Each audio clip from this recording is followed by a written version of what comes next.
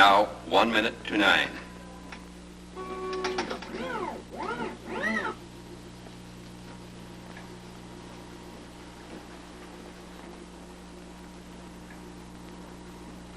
Goedemorgen luisteraars, welkom weer op het Nederlands programma. En we zeggen vandaag GHIV.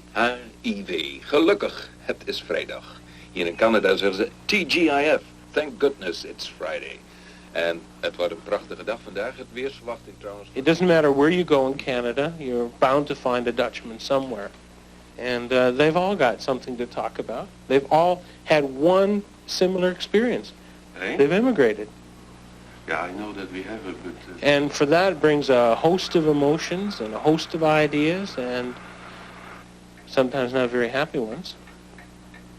Because contrary to general opinion in the Netherlands, not everybody became rich when he went to Canada. And some people disappeared and don't want to be heard from again. It wasn't easy. Between Calgary here and the American border, the Dutch first settled in about 1904. My own family came to Canada much later, when I was just 5. But older new immigrants, their old photographs, their reminiscences, their letters back to Holland, it all fascinates me. It makes history worthwhile as a profession. As a teacher, I find it satisfying to see that understanding one small area helps to broaden and expand insights into all of Canadian history. But the church protected the social life of the community as well. Gave it its depth, its breadth, it gave it its identity. And I tried to talk about the things that are important to me and of value and interpreting history. Obviously, I have my own bias and my own views. Yeah, if you ask me, does my personality show or my ideas, my background, does it make a difference that I'm a Dutch immigrant standing in front of a Canadian classroom? And the answer would have to be one big resounding yes, it does. People have asked me, and my colleagues as well, and other Dutch Canadians have asked me, well, why are you interested in this particular work? The Dutch don't make up that larger proportion of the Canadian mosaic, if you will. And I suppose the reason I'm interested in, because it lets me combine the kind of subjective and objective things. It lets me do historical research in an area that nobody has done any work in, and particularly not on the impact of immigration either on the immigrants or them on Canada. I have a rather large archive that I've put together over about the last 10 years that I've been working on this particular subject. It's probably important to realize that I'm maybe one of the few of the last of that immigration generation that still is capable of speaking Dutch and working in the archival material. And I suppose being an immigrant myself, even though I came here at the age of 5.5, I understand the process. And I understand the cost.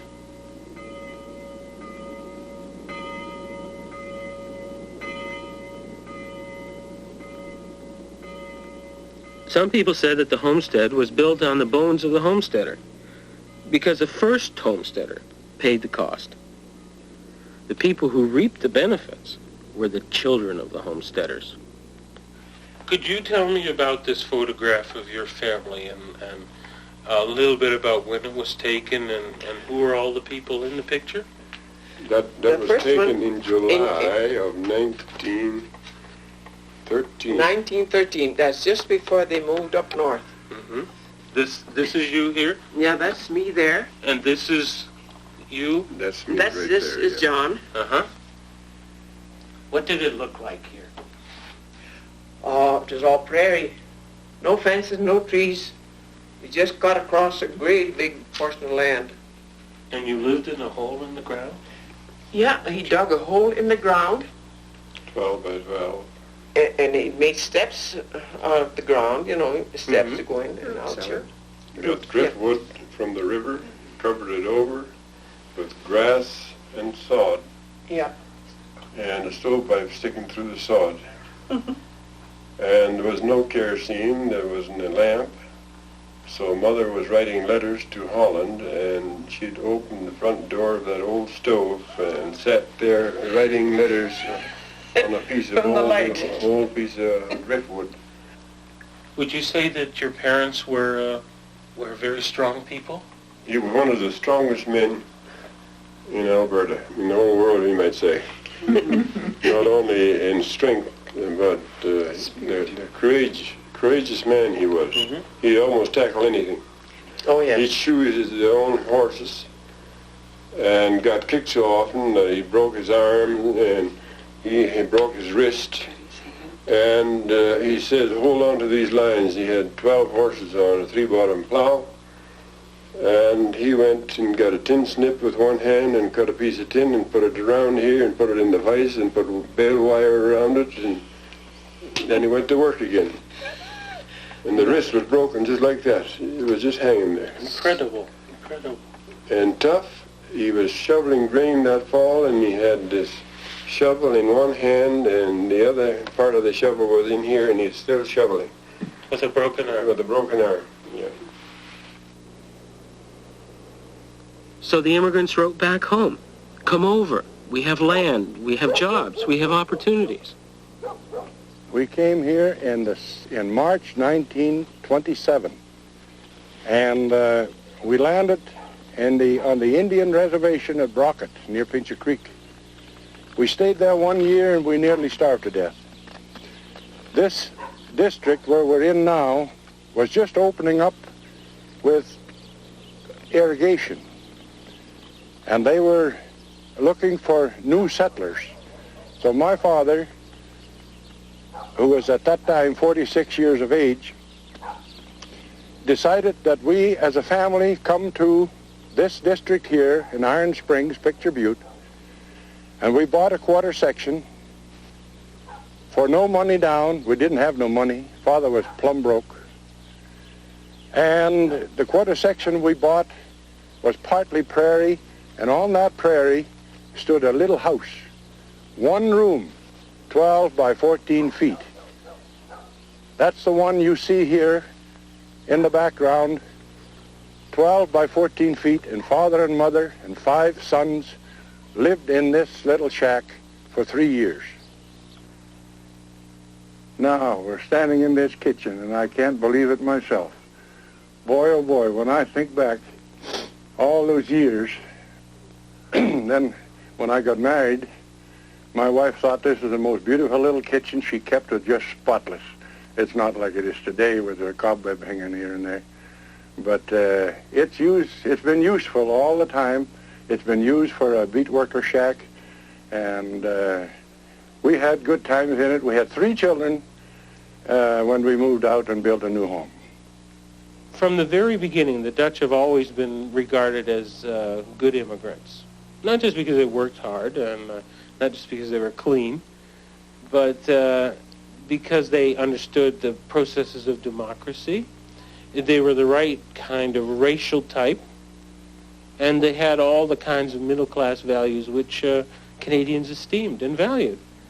The Canadian government had certain priorities about the kind of people they wanted. What they wanted was farmers or farm laborers, people who would work in the agricultural area. One of the things that really struck the immigrants is how very, very different it was from the Netherlands. First of all, you have immense distances. In the winter, of course, they never imagined what it was like. Nobody talked about a winter in the Netherlands. The Canadian government, for a while, even considered not publishing the temperatures in Europe because they were so bad. Canadian immigration officers talked about the champagne air. They said it wasn't wet like in the Netherlands.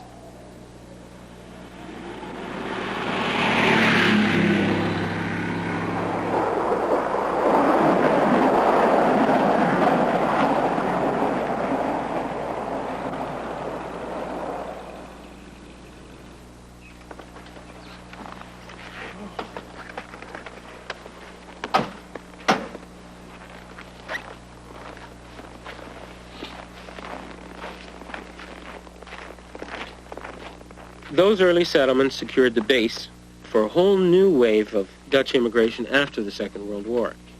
Thank you very much.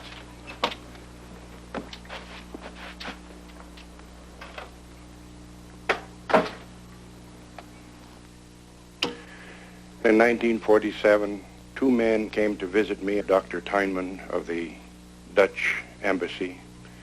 Reverend Hoekstra was with him, and they were telling me that there were thousands of immigrants who wanted to emigrate to Canada. And the war was just over, so they wanted to know if I would act as field man. Nobody could tell what the role of field man involved, what kind of work there was involved. Nobody knew then. I said, I'm a farmer. Look, I don't want that work as field man. But they kind of talked me into it, and although I was reluctant all the time, by Christmas time, I had placed some 150 families.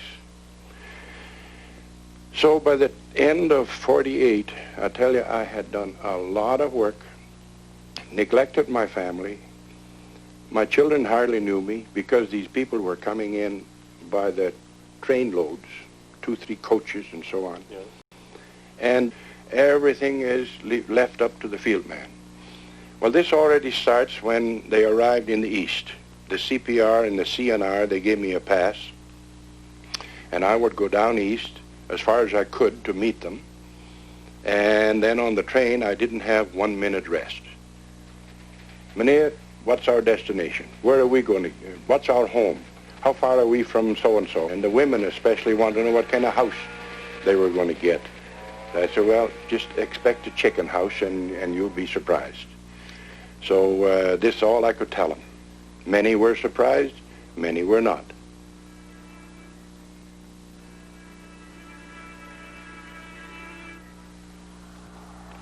Approximately 150,000 Dutch immigrants came to Canada between 1947 and 1955.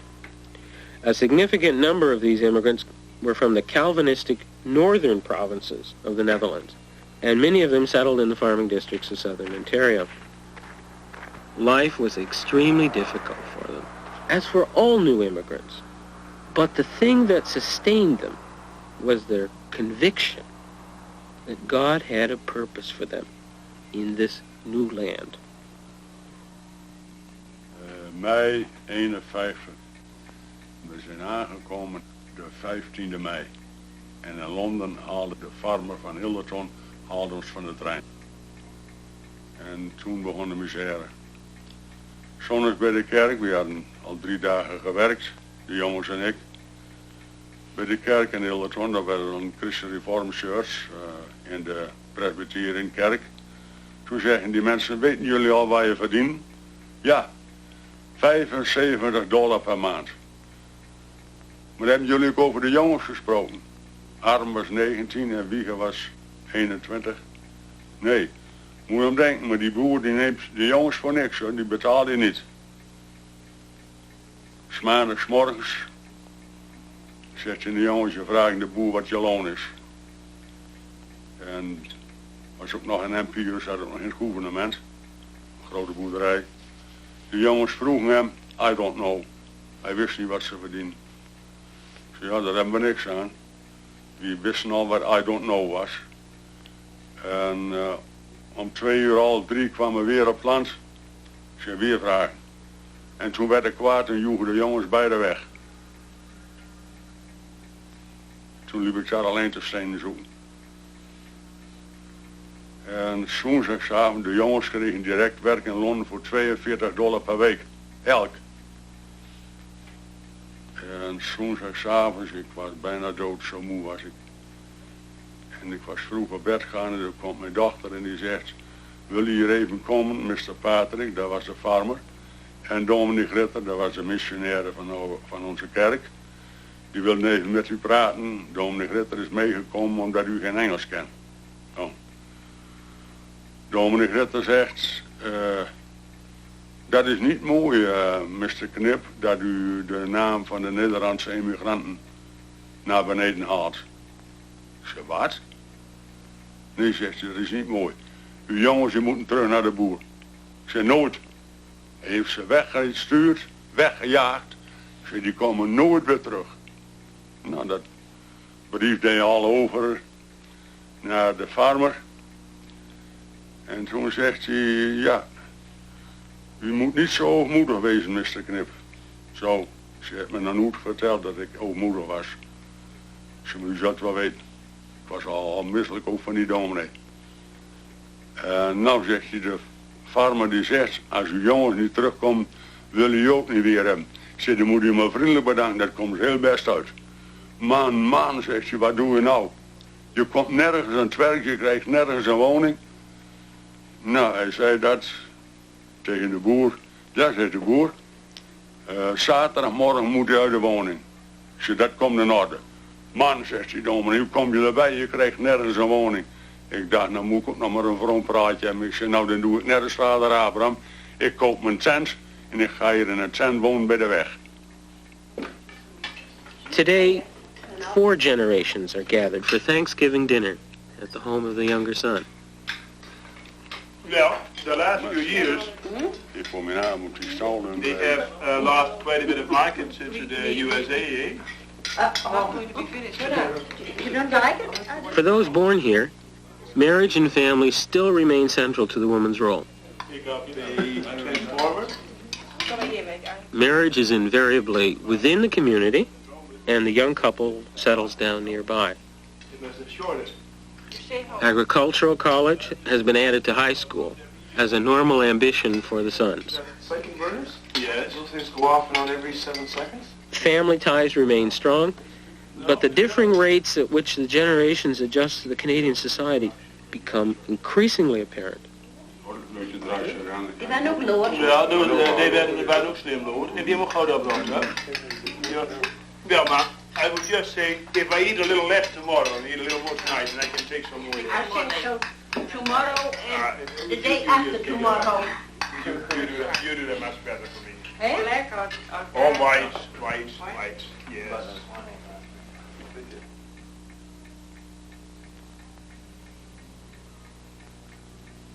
Happy are those who have reverence for the Lord, who live by his commands. Your work will provide for your needs. You will be happy and prosperous. Your wife will be like a fruitful vine in your home. And your sons will be like young olive trees around your table. A man who obeys the Lord will surely be blessed like this.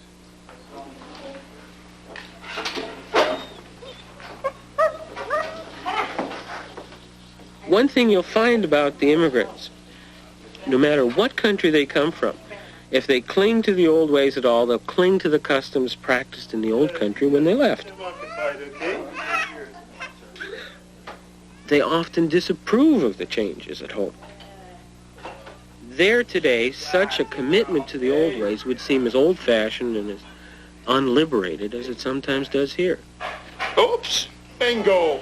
Oh, that's not very good what you're doing now, isn't it? Hey? Yeah. Hey. I came into Canada when I was 19 years of age. I was back in 1951. About 2 years later, he came back. Yeah, he came to Holland and he stayed there for about two months, I think. And then after that, we left together. And then about a month later, we got married here in Canada.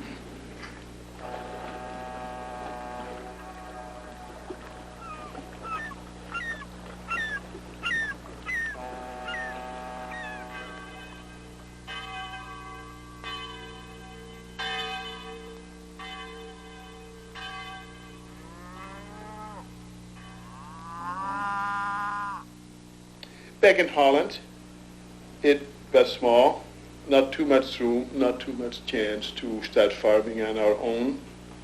So in Canada, the opportunities were much greater than back in Holland. And that was the very reason, because I liked agriculture, and that's where I would like to spend my life. Another aspect was that Holland was, even at that time, already overregulated by the government, and almost every aspect of daily life was interfered by the government. This was another thing that I never did like. I still don't like that, and I hope we are going to keep certain measure of freedom here without anybody mingling in our affairs.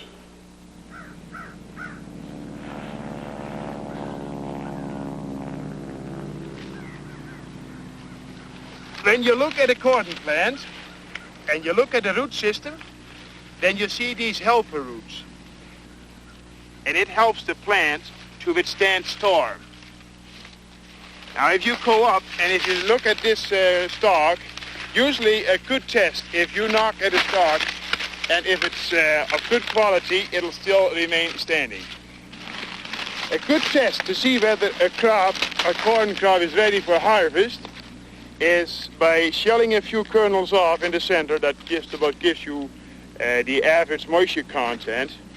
And when you take a kernel and you break the very tip off, that very tip has to be black. And that is a sign that the corn is physically mature.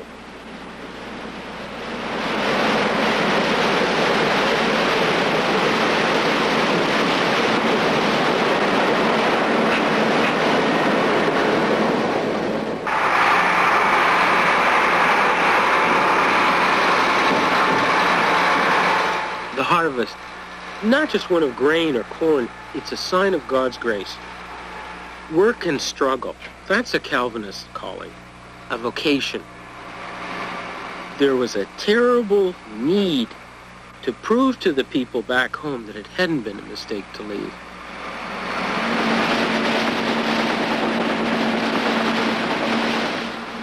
Looking back, you'd have to say that to have any real chance for success, a family needed a couple of good, strong, working boys.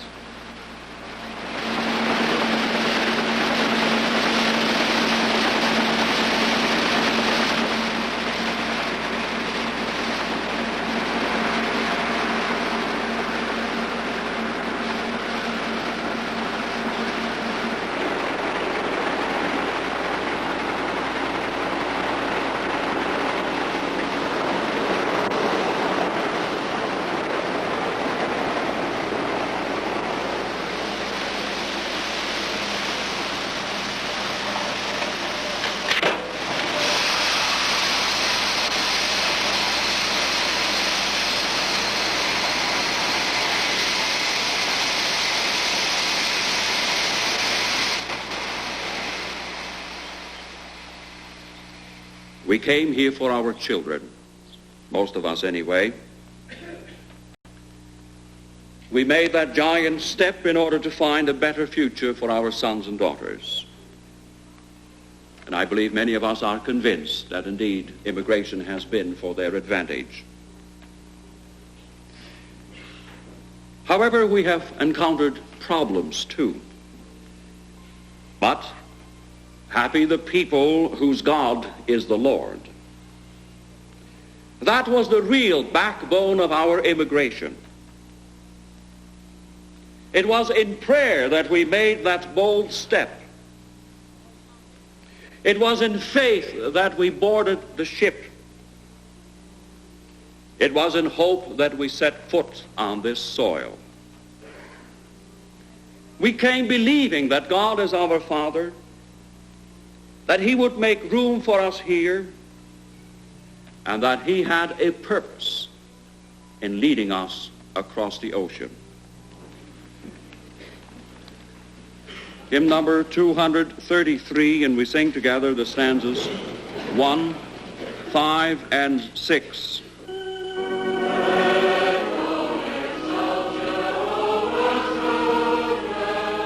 The Lord commands, and the Lord is obeyed. No work is performed on the Sabbath.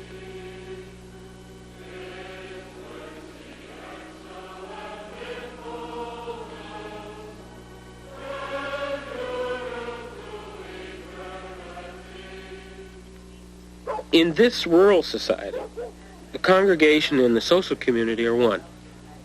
Friends work at the same kinds of jobs, are often related. There's an obvious solidarity, but not the complete unity outsiders sometimes expect from a generation who have had the immigrant experience in common. Do business after they become elected. After they are elected, then they tell us, and we take it. We can give our decision-making away to our elected people who in turn appoint other people. Talk to immigrants and ask them, why did you leave the Netherlands? And the old people will say, we did it for our children. Sure they did. But they did it for themselves as well. They were tired of war, bureaucracy, poor economic conditions. They honored the religious mandate, but they wanted to eat better, dress better, and get ahead. There are all kinds of motives. Take them all with a grain of salt. Out west, the same arrival. I think you have to be careful that you don't get simplistic about the motives of the immigrant generation. No, but we were discussing that the other day, you know, and every mile we had a cafe before the Champions Act came in.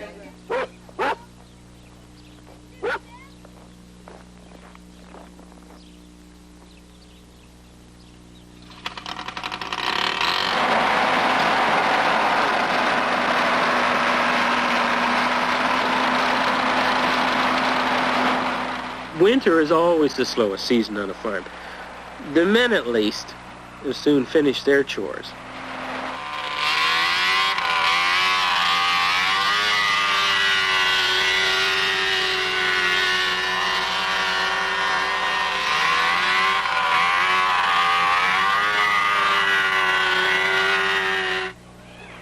The youngest generation of Dutch Canadians are used to winter, but for many, the nearest Christian parental school is often miles away.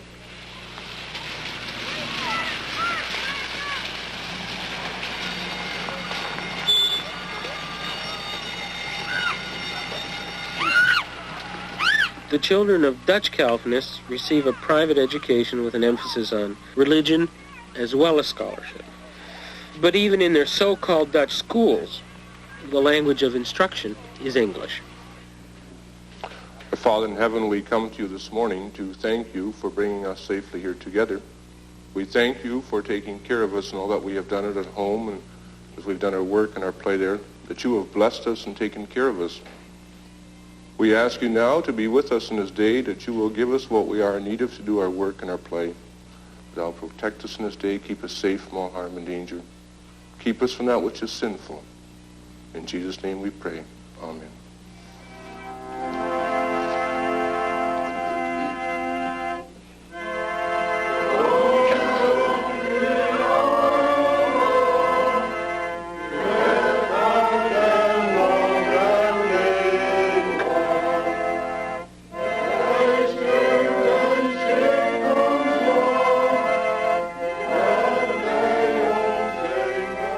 Every second Wednesday afternoon in the church basement, there's a meeting of the Golden Age Club.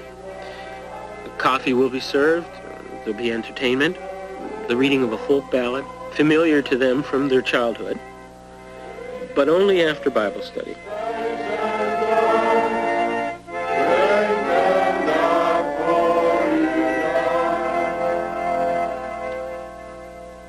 Their children are out of the house. Holland is far away. Many relatives and friends are no longer alive. Holland today has become a puzzling place, and this strange land, Canada, is the one where they will end their days.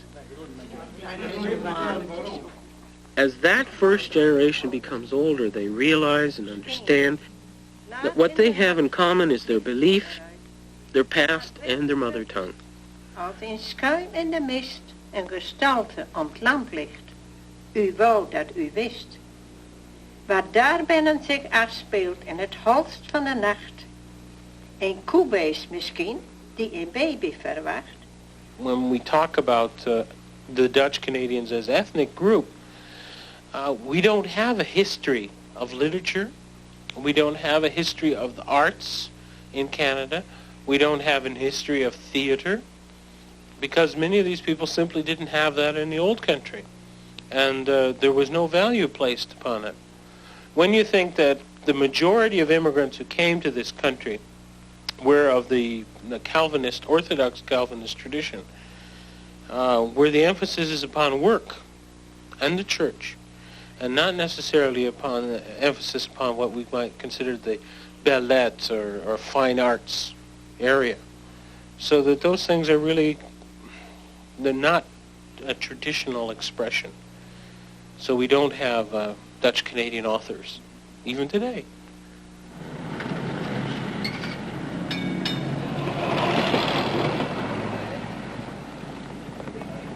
In the late 50s and 60s, you see the appearance of a very different kind of immigrant. The earlier immigrants said goodbye. They didn't know whether they would ever return. But in the late 50s and 60s, it changed.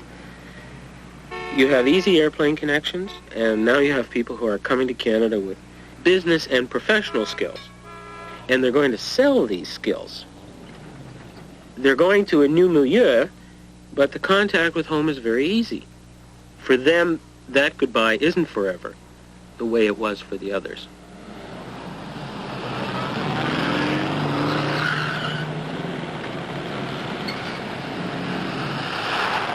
One of the particular things the immigrants missed was the relationship between themselves and the lending and saving institutions.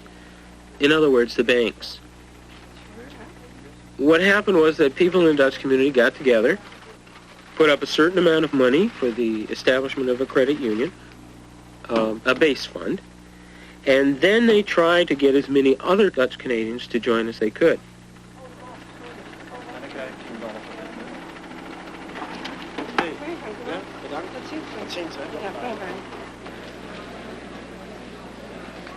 Distinguished guests, ladies and gentlemen, welcome to our 24th annual meeting.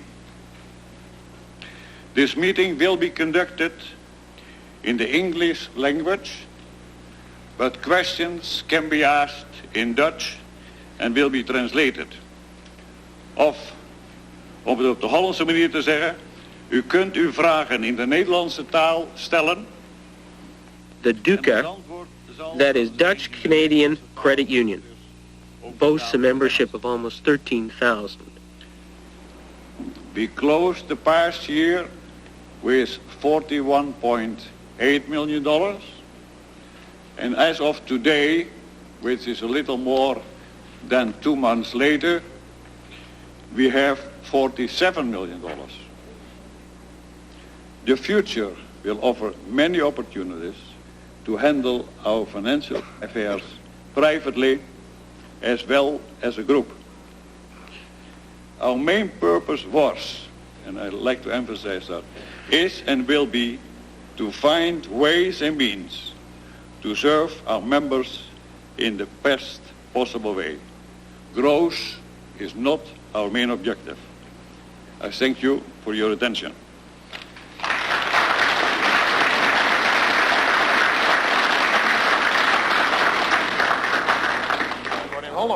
Most of them are urban people. They are not country or rural people. They're not farmers. They don't have agricultural skills, and they have no intention of going into agriculture at all. From them, the move is from Amsterdam or Rotterdam or Delft to Toronto or Montreal or Vancouver or Calgary. But it's these people that sort of bring a more cosmopolitan effect to the Canadian society. But slowly but surely, the Canadian culture is going to have its effect upon them as well.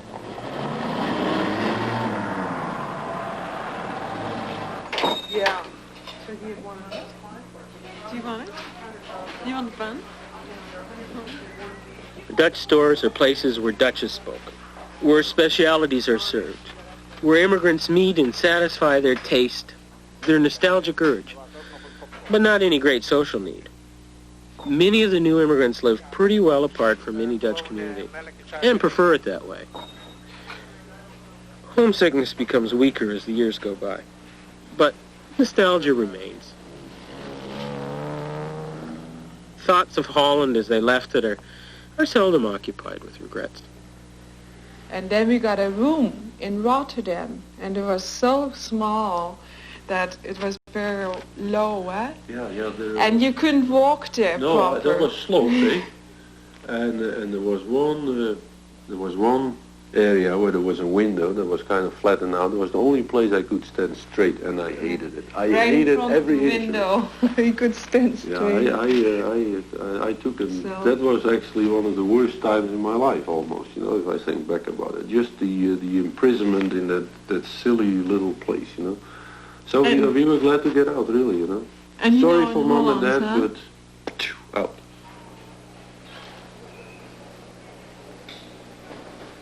All we had was $80 when we came here. I was pregnant, so I couldn't go into nursing. So they looked in the papers, all kind of work. What I could do is in the factory. And from just graduating in nursing college, going into a tea factory, sitting tea bags in, out, in, you know, in the box, and from the lane. But I got some money, and we could buy the bed and we bought the furniture for the bedroom. Right. You know, the down payment. It was very easy, you know. So it was a help, and we got the down payment for the first month rent on the apartment suite. Remember, 72 smackaroos.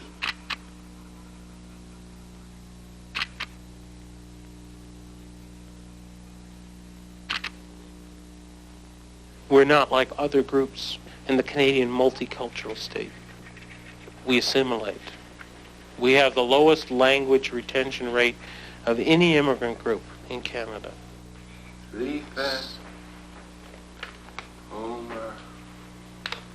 Let's face it, our own children need help to write to their grandparents in Holland. Right? Yeah. Question mark. Today, it's very difficult to say, what's a Dutchman? Many of us don't have accents anymore. The thing that distinguishes is either our religion or our name. We're Canadian in our political views. We're Canadian in our feeling towards country. We really don't have a kind of cultural or ethnic identity. Now if you're Irish, come into the parlor. There's a welcome there for you. If your name is Timothy and Pat, as long as you come from Ireland, there's a welcome on the mat. If you come from the mountains of Mourne, or Killarney's lakes of blue, we'll sing you a song, won't make a fuss, as long as you hear you're one of us. If you're Irish, this is the place for you. But now my name is McNamara, I'm the leader of the band. Hello, but you and number, we're the finest in the land. We played a wakes and weddings and an every fancy ball. And when we played funerals, we played the mushroom all. What I do is I used to be a draftsman, in a way I still am. And I worked at a couple companies here, and at one time I worked with a couple guys at Mr. Gray's office, and we got together and decided to go in it for our own, you know. So we saved up some money, and we got two partners, and we started InterSign, and we worked on there, you know. Yeah, because otherwise they won't. They sit and they do the work, and then they... Karl, he comes from Germany. Vladimir comes from Czechoslovakia. They both work hard and very good partners, you know. We very seldom is there anything that we cannot solve together, you know. In order to prepare grounds there, we don't spend this tremendous amount of money on hotels. I went to high school, and I talked to the principal and counselor and asked if I could go and take grade 10, 11, 12, and so on, because I wanted to have a good start in English. And talked to the counselor, and he said, it's really hard to sit in between teenagers, and you have to be a special type for it. I said, I'm that special type. Okay, so what you get after 1819, first of all, is you get a tremendous sort of emphasis on British loyalty. Okay, British is good, American is bad, you know. For 7 years, after the War of 1812, the Americans were not allowed to own land in Canada. You realize it's changed since that day, but in those days they couldn't. Okay, now, 101 FM now presents the Dutch-Canadian radio program. Stay tuned as Radio International presents the best Dutch music, the latest news from home, and word of what's happening right here in Southern Ontario. Sit back for the next 90 minutes. Your host is John Bosch.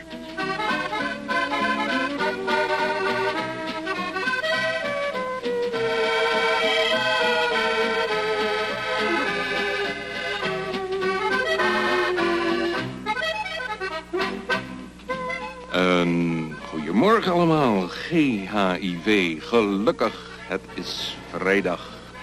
En hier in Canada zeggen ze TGIF, thank goodness it's Friday. Connie van der Bos. Hij vergeet nooit die eerste ontmoeting en hij weet nog precies wat ze zei. Hij vergeet nooit toen zij in zijn armen voor het eerst zei, de liefste ben jij. Hij vergeet nooit die nacht na de trouwdag, haar grapjes, haar ernst en haar trouw. Here, these new professionals also fit into the greater and larger society. They're also very different from the great mass of people who came before them. Educated, aware of the arts, culture, and they make a commitment and a contribution to the Canadian society on that level.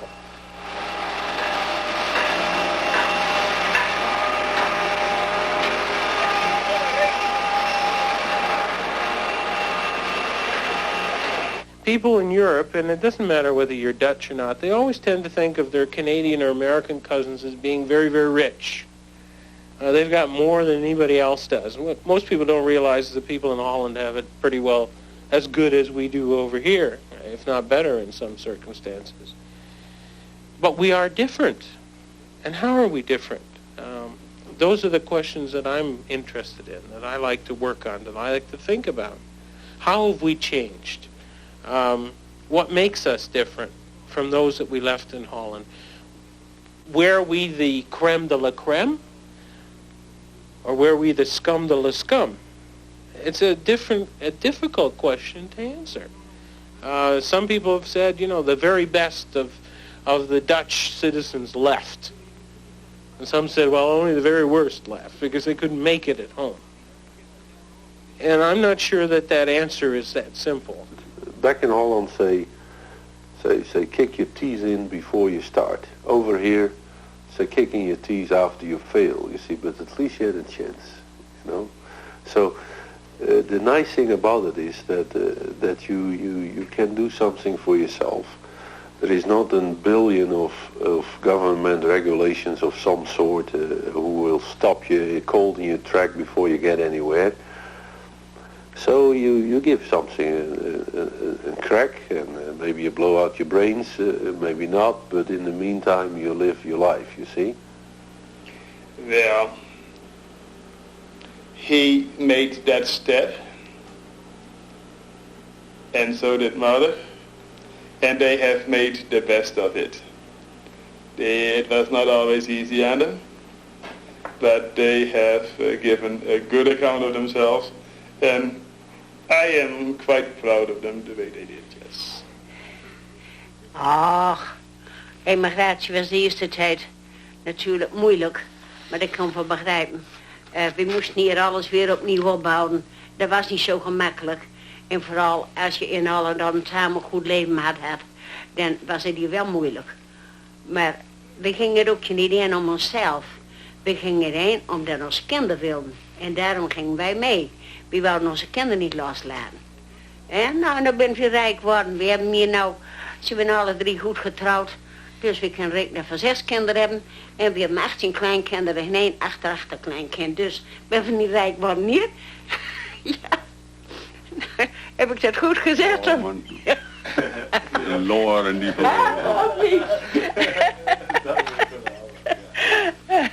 Nou, maar het was zuiver de waarheid. Oh ja. Oh.